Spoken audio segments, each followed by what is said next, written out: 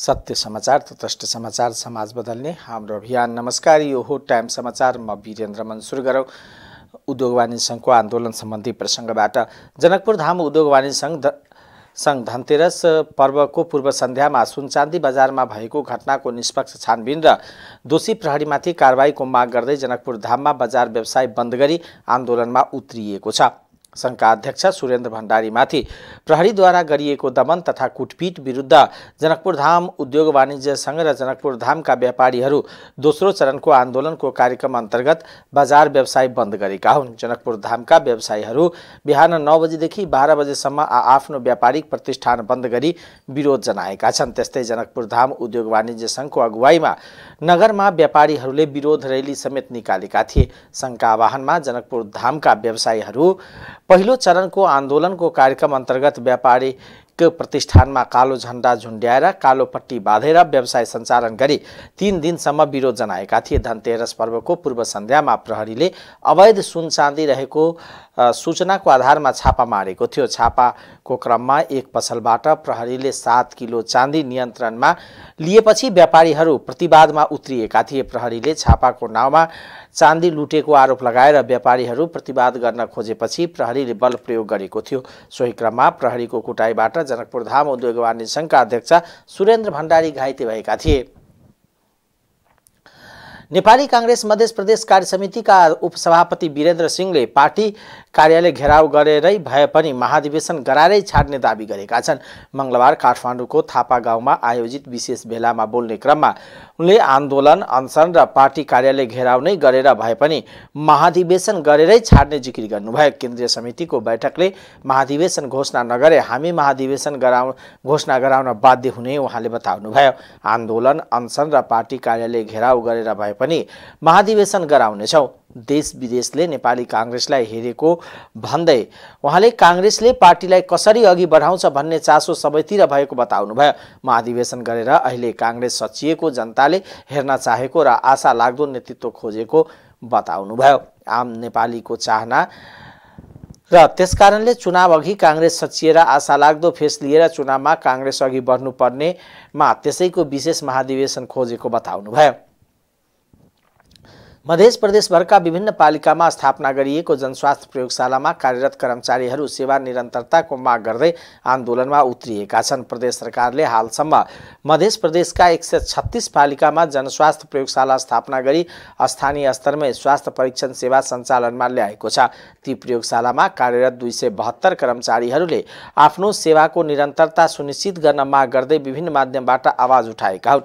ग्रामीण क्षेत्रमा नसर्ने रोगहरूको प्रकोप बढ्दै गएको अवस्थामा जनस्वास्थ्य प्रयोगशालाको सेवाले रोगको पहिचान निदान महत्त्वपूर्ण भूमिका खेलेको देखिएको छ। प्रदेश जनस्वास्थ्य प्रयोगशालाले सञ्चालनमा आएपछि जनतालाई गुणस्तरीय सेवा सस्तो र स्थानीय तहमै उपलब्ध गराइरहेको छ। स्वास्थ्य सेवा विशेषज्ञहरूका अनुसार यी प्रयोगशालाले समयमा रोग पहिचान गर्न र उपयुक्त उपचार सुरु गर्न मद्दत पुर्याइरहेको छ। यसैले महामारी र स्वास्थ्य सङ्कटको जोखिम कम गर्न महत्त्वपूर्ण भूमिका खेल्छ। कर्मचारीहरूले प्रदेश सरकारसँग बैठक गरी तात्कालीन नीति र सेवा निरन्तरता सुनिश्चित गर्न पहल गर्न दबाब दिएका छन्। साथै सामाजिक सञ्जाल र स्थानीय आन्दोलन मार्फत आफ्नो मागलाई जनसमक्ष ल्याइरहेका छन्।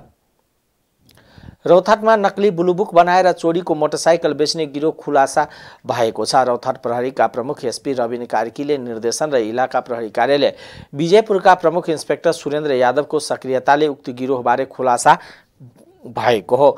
जिल्लाको पश्चिम भेग फतुवा विजयपुरमा आइतबार राति चोरीको मोटरसाइकल सहित 2 जना पक्राउ परेपछि चोरीको मोटरसाइकललाई सकली बताएर सर्वसाधारणलाई झुक्याएर बिक्री गर्ने तरिका गिरोहको खुलासा हुँदै गएको छ। 6 दिन अघि ग्लोबल आइएमई बैंक विजयपुर कार्यरत कर्मचारी पप्पू शाहले कठरिया नगरपालिका 5 का 45 वर्षीय नाक कट्टा भन्ने धर्मेन्द्र महतो कोइरी लगायतकासँग 2 लाख रुपियाँमा मध्य प्रदेश 030 38 प 8138 नम्बरको 220 सीसी को पल्सर मोटरसाइकल खरिद गरेका थिए। ब्लुबुकमा उक्त मोटरसाइकलको धनी स्थानमा गरुडा नगरपालिका 9 का चन्दन शाह तेली उल्लेख रहेको थियो। धर्मेन्द्र महतोले विजयपुरमै बसेर लेखनदाससँग चन्दन शाहको नाममा उक्त मोटरसाइकल पप्पूको नाममा बिक्री नामाको कागजात लेखिदिएका थिए। नाम सारीपछि गराउन सहमति भएको पप्पू शाहले बताएका छन्।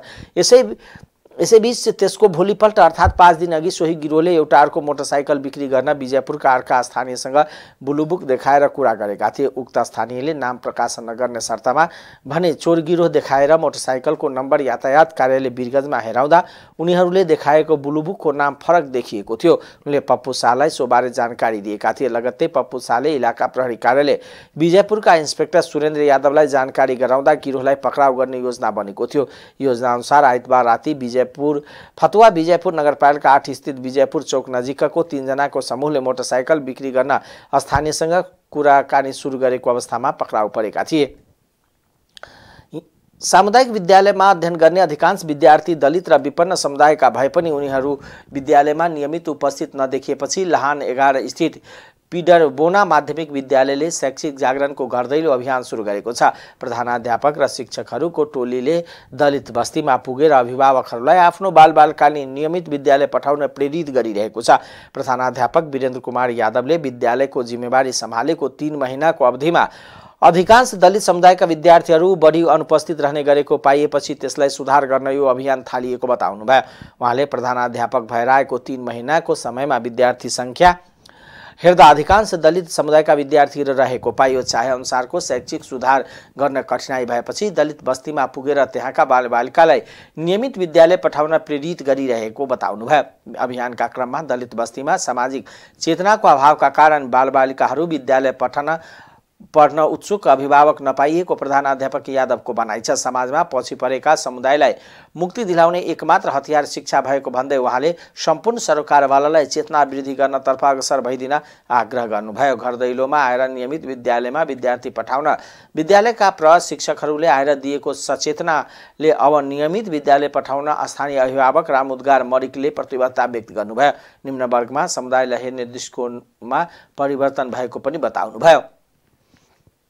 सप्तरीको मुसर बस्तीमा झारापखाला भएको 16 जना मध्ये अहिले 5 जनाको उपचार भइरहेको छ। सप्तरीको छिनमस्ता गाउँपालिका वार्ड नम्बर 5 मा रहेको दलित मुसर बस्तीको 16 जना मध्ये अहिले 5 जनाको गजेन्द्र नारायण सिंह अस्पतालमा उपचार भइरहेको मेडिकल सुपिरिन्टेन्डेन्ट डाक्टर प्रकाश शाहले जानकारी दिनुभयो।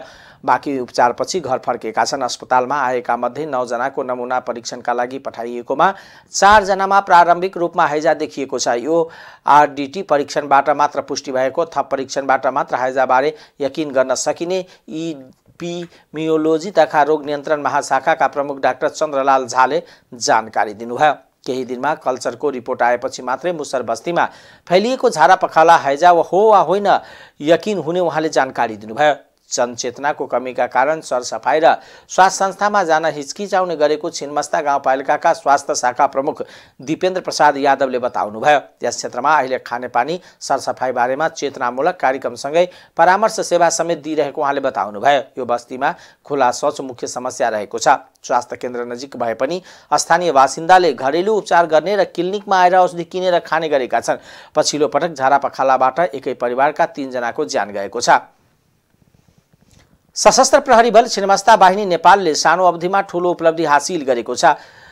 मात्र 3.5 महिनाको सानो अवधिमा सशस्त्र प्रहरीले मध्य प्रदेशमा झन्डै 26 करोड रुपियाँ बराबरको अवैध सामग्री बरामद गरेको हो। उक्त अवधिमा अवैध सामान तस्करीमा संलग्न 30 जना तस्करलाई पक्राउ गरेको हो। सशस्त्र प्रहरीका डीआईजी कृष्ण ढकालको कमान्डमा रहेको मध्य प्रदेश स्थित नम्बर 2 छिनमस्ता वाहिनी माथतका विभिन्न गणहरूले साउनदेखि कार्तिक 15 गतेसम्म सञ्चालन गरेको कारबाहीमा 25 करोड 87,95,000 रुपियाँ भन्दा बढी मूल्यको सामग्री बरामद गरेको बाहिनीले जनाएको छ। अवैध ओसार पोसार विरुद्धको अभियान अन्तर्गत सप्तरी, सिराहा, दौसा, महोत्तरी, सर्लाही, रौतहट, बारा र पर्सा स्थित गणहरूले पृथक कारबाहीका ठूलो परिणाममा तस्करीका सामान बरामद गरेका छन्। त्यस क्रममा पर्सा स्थित सशस्त्र प्रहरी नम्बर 13 गणले मात्र 9 करोड 98 लाख रुपियाँ बराबरको अवैध सामग्री बरामद गरेको हो। त्यस्तै सोही अवधिमा रौतहट स्थित सशस्त्र प्रहरी बल नम्बर 11 गण हेकवा रौतहटले 2 करोड 94 लाख 768 रुपियाँको सामग्री बरामद गरेको एसपी रामहरि अधिकारीले बताउनुभयो। मानव बेचबिखन विरुद्धको कारबाहीमा 21 जना महिलाको उद्धार गरिएको र 19 जना पुरुषलाई पक्राउ गरिएको वाहिनीले जनाएको छ। त्यस्तै एक थान अवैध भरुवा बन्दुक बरामद गरिएको छ। लागु औषध नियन्त्रण अन्तर्गत 28 क्विन्टल भन्दा बढी गाँजा, 30 किलो चरस, बार सुगर र प्रतिबन्धित औषधि सहित 17 जना पक्राउ परेका छन्। साथै सशस्त्र प्रहरीले स्रोत नखुलेका 52 लाख बधी नेपाली र 7 लाख भारतीय रुपियाँ पनि बरामद गरेको छ। डीआईजी ढकालले ले सीमाबाट हुने अवैध ओसार पसार, चोरी, तस्करी र लागु औषध कारोबारलाई कडाइका साथ नियन्त्रण गर्न सबै युनिटलाई निर्देशन दिएको बताउनुभयो।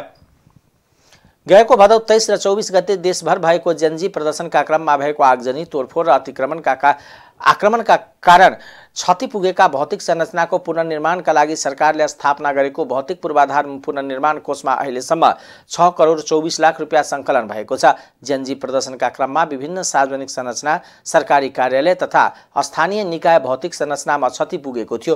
त्यस्ता संरचनाको पुनर्निर्माणका लागि सरकारले गएको असोज 28 गते कोषमा आर्थिक सहयोग जुटाउन सर्वसाधारण नागरिक, निजी क्षेत्र, गैर आवासीय नेपाली, विकास साझेदार, दात्री निकाय, उद्योगी तथा विभिन्न सङ्घ संस्थालाई औपचारिक रूपमा आह्वान गरेको थियो। सरकारले सहयोगकर्तालाई प्रोत्साहन गर्न चालु आर्थिक वर्षभरि प्रदान गरिने आर्थिक सहयोगलाई करयोग्य आय गणनामा कटौती योग्य खर्चका रूपमा सूचीकृत गर्ने व्यवस्था पनि गरेको छ।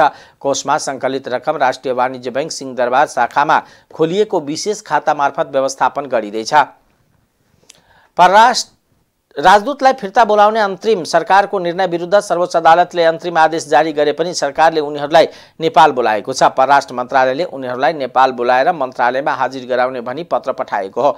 आइतबार सर्वोच्च अदालतले राजदूतलाई फिर्ता बोलाउने निर्णय कार्यान्वयन नगर्न भनी अन्तरिम आदेश जारी गरेको थियो। सर्वोच्चले सरकारको निर्णय कार्यान्वयनमा रोक लगाएपछि हिजो प्रधानमन्त्री तथा परराष्ट्र मन्त्री स्तरीय निर्णयबाट नेपाल फर्कन पत्र पठाइएको हो। परराष्ट्र मन्त्रालयका सहसचिव सुरेन्द्र कुमार यादवले लेखेको पत्रमा यही 20 गते बिहीबारभित्र मन्त्रालयको सम्पर्कमा आइपुग्न भनिएको छ। अर्को व्यवस्था नभएसम्म परराष्ट्र मन्त्रालयमा हाजिर हुने गरी आउन पत्रचार गरिएको हो। मन्त्री परिषदको असोज 30 गते बसेको बैठकले चीन, जर्मनी, मलेसिया, इजरायल, कतार, रुस, साउदी अरब, स्पेन, बेलायत, अमेरिका र जापानका लागि नेपाली आवासीय राजदूतहरूलाई फिर्ता बोलाउन निर्णय गरेको थियो।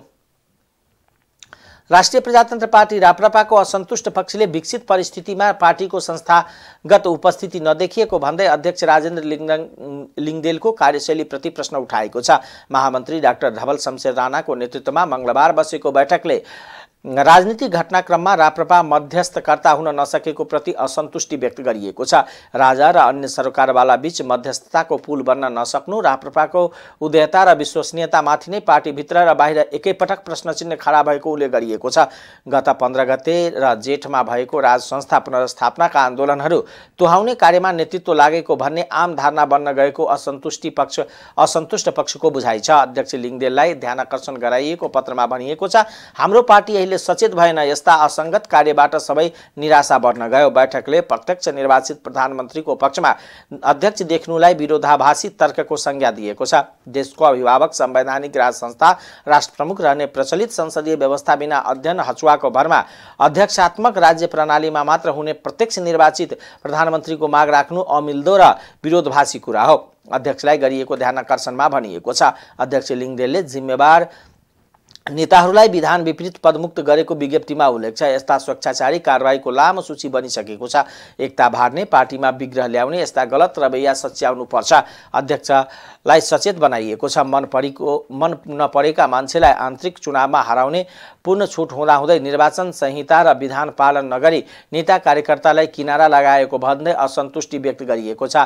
महाधिवेशनको मिति तोक्न, विधान विपरीत भएका निलम्बन, निष्कासन कारबाही सम्बन्धी निर्णय फिर्ता गर्न, निष्पक्ष र सरल रूपमा महाधिवेशन सम्पन्न गर्न, निर्वाचन समिति र पर्यवेक्षकको टोलीमा सन्तुलन कायम हुने गरी सदस्यहरू थप्न र पार्टी सञ्चालनका लागि 2 पूर्व अध्यक्ष सहितको विवाद समाधान समिति गठन गर्न माग गरिएको छ। अब आर्थिक समाचार।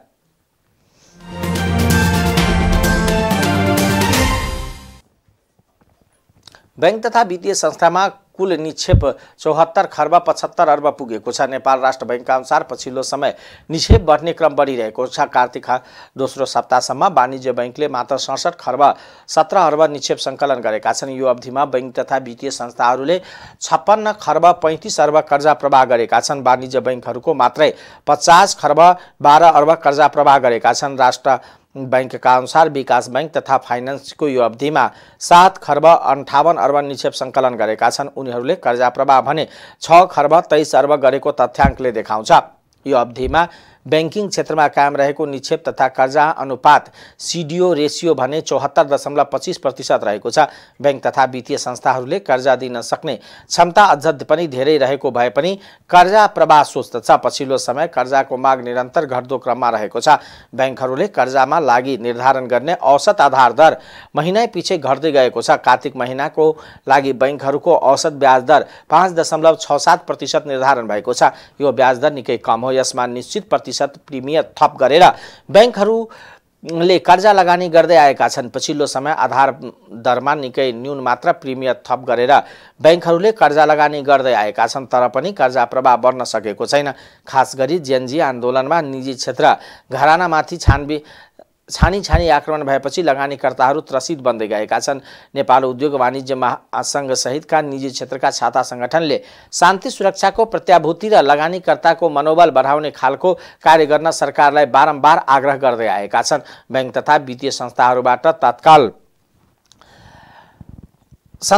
तत्काल ठूलो मात्रामा कर्जा प्रवाह हुने स्थिति नदेखिएपछि राष्ट्र बैंकले लामो समयका लागि निक्षेप तानिरहेको छ। पछिल्लो दिनहरूमा बजारमा कर्जाको माग बढ्न नसक्दा बैंक तथा वित्तीय संस्थाहरूमा लगानी योग्य रकम थुप्रिएको छ।